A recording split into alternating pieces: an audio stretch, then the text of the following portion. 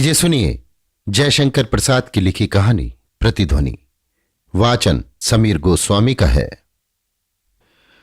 मनुष्य की चिता जल जाती है और बुझ भी जाती है, परंतु उसकी छाती की जलन द्वेष की ज्वाला संभव है उसके बाद भी धक धक करती हुई जला करे।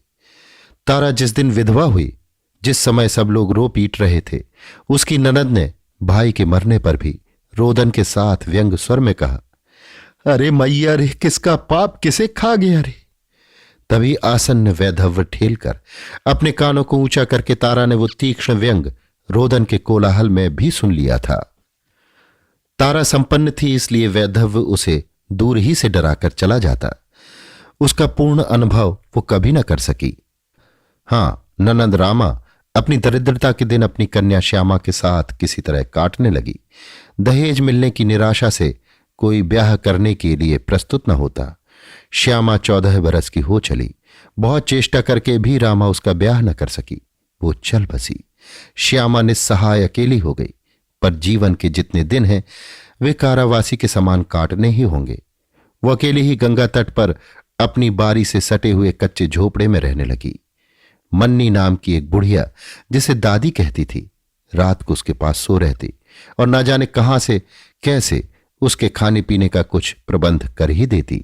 धीरे धीरे दरिद्रता के सब अवशिष्ट चिन्ह बिककर श्यामा के पेट में चले गए। पर उसकी आम की बारी अभी नीलाम होने के लिए हरी भरी थी। कोमल आतप गंगा के शीतल शरीर में अभी ऊष्मा उत्पन्न करने में असमर्थ था। नवीन किसले उससे चमक उठे थे। वसंत की किरणों की चोट से कोयल कुहुक उठी। आम की कैरियों के गुच्छे हिलने लगे। उस आम की बारी में माधव ऋतु का डेरा था और श्यामा के कमनीय कलेवर में यौवन था। श्यामा अपने कच्चे घर के द्वार पर खड़ी हुई मेघ संक्रांति का पर्व स्नान करने वालों को कगार के नीचे देख रही थी।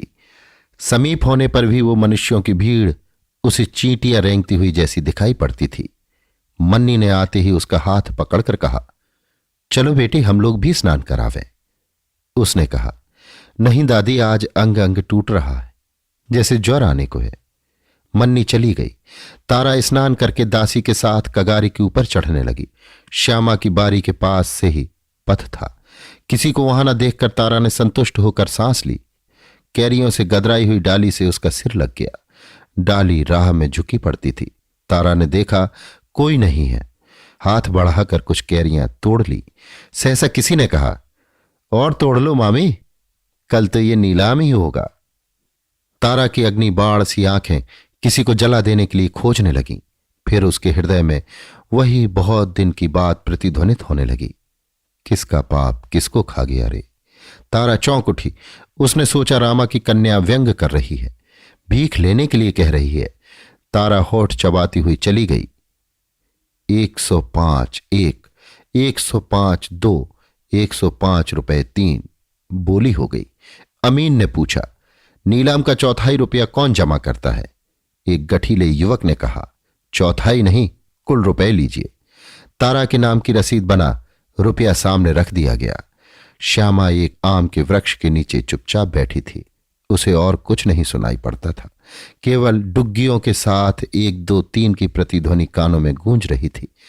एक समझदार मनुष्य ने कहा, चलो अच्छा ही हुआ तारा ने अनाथ लड़की के बैठने का ठिकाना तो बना रहने दिया, नहीं तो गंगा किनारे का घर और 3 बीघे की बारी 105 रुपए में। तारा ने बहुत अच्छा किया। बुढ़िया मन्नी ने कहा, भगवान जाने ठिकाना कहां होगा। श्यामा चुपचाप सुनती रही। संध्या हो गई। जिनका उसी अमराई में नीड़ था, उन पक्षियों का झुंड कलरव करता हुआ घर लौटने लगा, पर श्यामा न हिली। उसे भूल गया कि उसके भी घर है। बुढ़िया के साथ अमीन साहब आकर खड़े हो गए। अमीन एक सुंदर कहे जाने योग्य युवक थे और उनका यह सहज विश्वास था कि कोई भी स्त्री हो मुझे एक बार अवश्य देखेगी। श्यामा के सौंदर्य को तो दरिद्र ने ढक लिया था, पर उसका यौवन छिपने योग्य न था।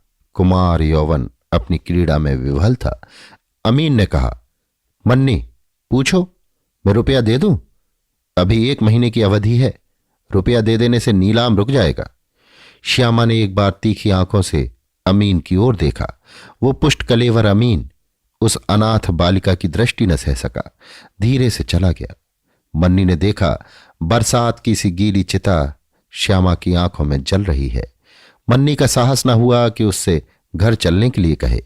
उसने सोचा ठहर कर आऊंगी तो इसे घर लेवा जाऊंगी, परंतु जब वो लौट कर आई तो रजनी के अंधकार में बहुत खोजने पर भी श्यामा को ना पा सकी। तारा का उत्तराधिकारी हुआ उसके भाई का पुत्र प्रकाश। अकस्मात संपत्ति मिल जाने से जैसा प्रायः हुआ करता है वही हुआ। प्रकाश अपने आपे में न रह सका। वो उस देहात में प्रथम श्रेणी का विलासी बन बैठा। उसने तारा के पहले घर से कोस भर दूर श्यामा की बारी को भली भांति सजाया। उसका कच्चा घर तोड़कर बंगला बन गया। अमराई में सड़कें और क्यारियां दौड़ने लगीं। यहीं प्रकाश बाबू की बैठक जमी।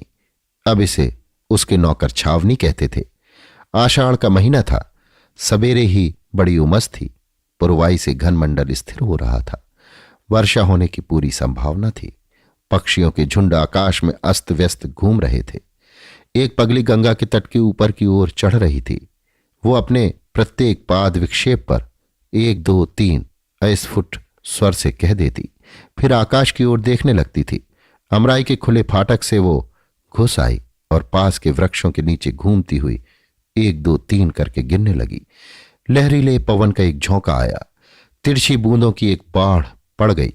2-4 आम भी चूं पड़े। पगली घबरा गई। 3 से अधिक वो गिनना ही नहीं जानती थी। इधर बूंदों को गिने कि आमों को। बड़ी गड़बड़ी हुई, पर वो मेघ का टुकड़ा बरसता हुआ निकल गया। पगली एक बार स्वस्थ हो गई।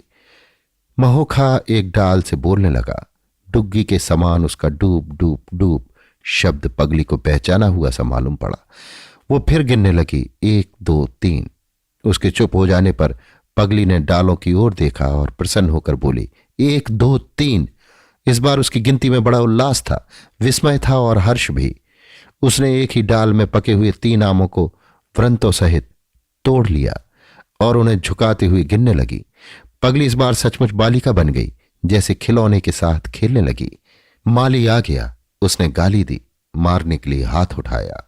पगली अपना खेल छोड़कर चुपचाप उसकी ओर एकटक देखने लगी। वो उसका हाथ पकड़कर प्रकाश बाबू के पास ले चला। प्रकाश यक्षमा से पीड़ित होकर इन दोनों यहां निरंतर रहने लगा था। वो खांसता जाता था और तकिए के सहारे बैठा हुआ पीकदान में रक्त और कफ थूकता जाता था। कंकाल सा शरीर पीला पड़ गया था। मुख में केवल नाक और बड़ी बड़ी आंखें अपना अस्तित्व चिल्लाकर कह रही थी। पगली को पकड़कर माली उसके सामने ले आया। विलासी प्रकाश ने देखा पागल यौवन अभी उस पगली के पीछे लगा था। कामुक प्रकाश को आज अपने रोग पर क्रोध हुआ और पूर्ण मात्रा में हुआ, पर क्रोध धक्का खाकर पगली की ओर चला आया। प्रकाश ने आम देखकर ही समझ लिया और फूहड़ गालियों की बौछार से उसकी अभ्यर्थना की। पगली ने कहा, ये किस पाप का फल है? तू जानता है इसे कौन खाएगा? बोल, कौन मरेगा? बोल। 1 2 3। चोरी को पागलपन में छिपाना चाहती है? अभी तो तुझे 20 चाहने वाले मिलेंगे। चोरी क्यों करती है? प्रकाश ने कहा। एक बार पगली का पागलपन लाल वस्त्र पहनकर उसकी आंखों में नाच उठा। उसने आम तोड़ तोड़कर प्रकाश के क्षय जर्जर हृदय पर खींचकर मारते हुए गिना 1 2 3। प्रकाश तकिए पर चित्त लेटकर हिचकियां लेने लगा और पगली हंसते हुए गिनने लगी 1 2 3। उसकी प्रतिध्वनि अमराई में गूंज उठी। अभी आप सुन रहे थे जयशंकर प्रसाद की लिखी कहानी प्रतिध्वनि। वाचन समीर गोस्वामी का था।